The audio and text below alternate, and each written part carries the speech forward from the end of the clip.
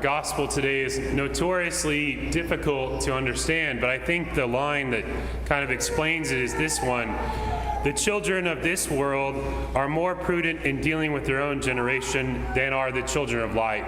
I think Jesus is telling us that people work very hard, they put a lot of thought, they're very shrewd and prudent when it comes to earthly things, but as Christians, we are not so hardworking, thoughtful, shrewd, or prudent when it comes to even more important things. I'll give you a modern day example. It has to do with something called Bitcoin. If you're not familiar, this is a digital currency. And in the last decade, it's become very valuable, although that value is, it's only numbers, so it's kind of elusive. But there is this guy that early on, it was easy to obtain, it had less value. Now it's harder to obtain, has greater value. Well, this guy has a very large amount of it, and now it's worth $900 million. But the only catch is that his password is on a hard drive, and he threw that hard drive in the trash. And so the hard drive, which is about the size of an index card, is in a landfill somewhere.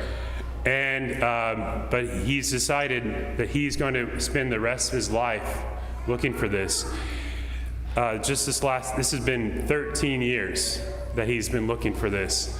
And they've piled more trash on top of the old trash, as you can imagine.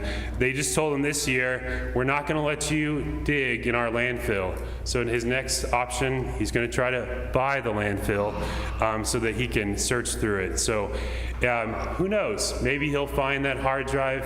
Maybe he won't, but he's going to put a lot of effort into that. And so the question is, do we put the same amount of thought and effort and prudence and shrewdness into spiritual matters?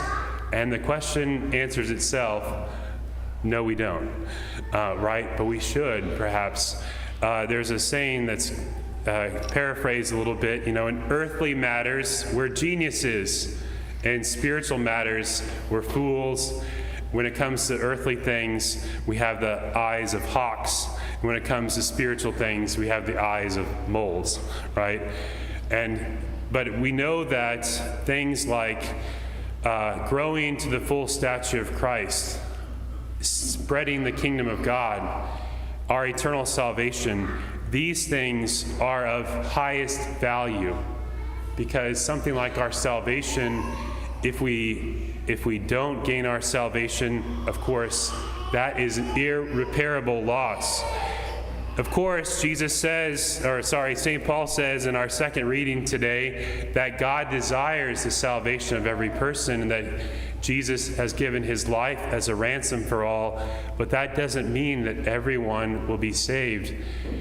We have to remember that heaven is not a participation trophy for life. There are requirements that we have to do. We have to turn to God, and we have to do our part. God won't save us without us. And so it's important that we focus on these things. Again, if the soul is lost, all is lost.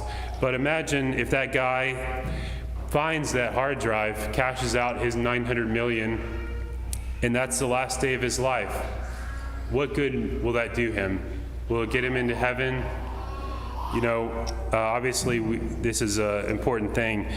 And so this leads into the final part, another thing that Jesus says, if you are not trustworthy with what belongs to another, who will give you what is yours? And the commentators say, what belongs to another is things like money or material items, because when we were born, we didn't bring any of that into the world.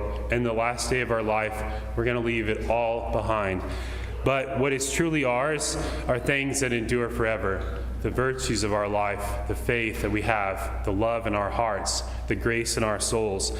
These things will be with us for all eternity. So Jesus is saying, if you can't be trusted with something of lesser value, how will you be trusted with something of great value? And so as Christians, we need to recognize what is most important and things that are less important, and try to prioritize the values in our life and where we put our efforts and our thoughts and our